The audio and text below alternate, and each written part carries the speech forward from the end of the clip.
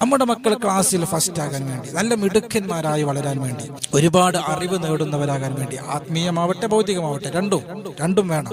ഇൽമ് ഏതാണെങ്കിലും പഠിക്കുന്ന ഇൽമുകളെ കൊണ്ടൊക്കെ അള്ളാഹുവിനെ തിരിച്ചറിയാൻ, ഏറ്റവും നല്ല സംസ്കാരം മുറുകെ പിടിക്കുന്നവരാകാൻ സാധിക്കുക എന്നുള്ളതാണ് പഠനത്തിന്റെ ലക്ഷ്യം. അത് ഏത് പഠനമാണെങ്കിലും ശരി, ഏത് പഠനത്തിലും, രണ്ട് പഠനത്തിലും, ആത്മീയ പഠനത്തിലും ഭൗതിക പഠനത്തിലും നമ്മുടെ മക്കൾക്ക് വർധനവുണ്ടാവണം, പുരോഗതി ഉണ്ടാകണം, ക്ലാസ്സിൽ ഫസ്റ്റ് ആകണം.